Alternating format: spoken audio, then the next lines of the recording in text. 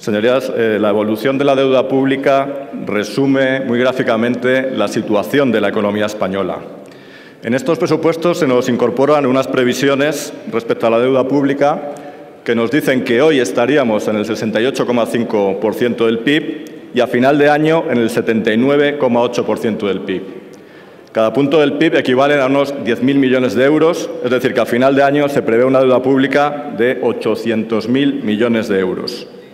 Decía que esto resume gráficamente la situación económica española porque comenzamos la crisis en el año 2008 con una deuda del 39,7%.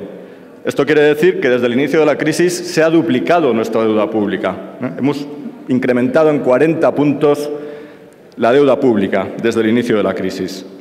Y esto tiene consecuencias como que en estos presupuestos haya que destinar al pago de intereses de la deuda más de 28.000 millones de euros.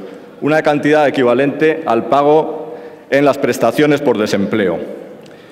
Por otro lado, hemos superado ya con claridad el valor de referencia que marca la Unión Europea para la deuda pública, que es un 60% del PIB.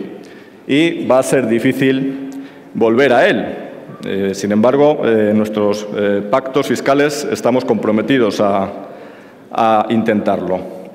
Bueno, todo esto, como ven, es preocupante y resume la situación económica española, pero en opinión de mi grupo hay algo más preocupante todavía, y es que muy probablemente estas previsiones sobre deuda pública que contienen los presupuestos se queden cortas, porque los últimos acontecimientos están sacando a la luz de lo que desde nuestro grupo se denunció hace tiempo, que hay amenazas sobre la deuda pública española que tienen que ver con la situación de las cajas de ahorros, con los agujeros ocultos de las politizadas cajas de ahorro y el coste del rescate que puede gravitar sobre la deuda pública. Desde el Gobierno se sigue negando esto, se sigue negando la evidencia, pero prácticamente solo se niega desde el Gobierno. No hay analista internacional, experto que analice las cuentas públicas españolas que no considere que haya una amenaza sobre la deuda pública derivada del coste del rescate bancario. Y la otra amenaza tiene que ver con los déficits ocultos de las comunidades autónomas, que también están saliendo recientemente a la luz. Querría llamar la atención de sus señorías sobre la corresponsabilidad que hay entre los dos grandes partidos, el Partido Socialista y el Partido Popular, en ambas cuestiones. Unos y otros han dirigido sus respectivas cajas de ahorros con resultados similares y unos y otros han dirigido sus respectivas comunidades autónomas con resultados similares. Las consecuencias están todavía por determinar. No debería producir relajación el hecho de que más de la mitad de las emisiones previstas para este año se hayan realizado ya. Se prevén unas emisiones en los presupuestos brutas para el año 2012 de unos 186.000 millones de euros para cubrir las nuevas necesidades más los vencimientos de deuda anterior. Más de la mitad, insisto, está cubierta, pero puede que la necesidad de financiación sea mayor y las emisiones anteriores se han cubierto gracias a las facilidades de liquidez del Banco Central Europeo, pero el entorno financiero cada vez dificulta más captar financiación adicional. Por eso, en esta cuestión, como decíamos en la primera intervención, los presupuestos no se han aprobado y empiezan a quedarse anticuados. Las previsiones de deuda son poco creíbles y la manera en que se vaya a financiar plantea interrogantes sobre nuestra situación económica muy graves y ya acuciantes.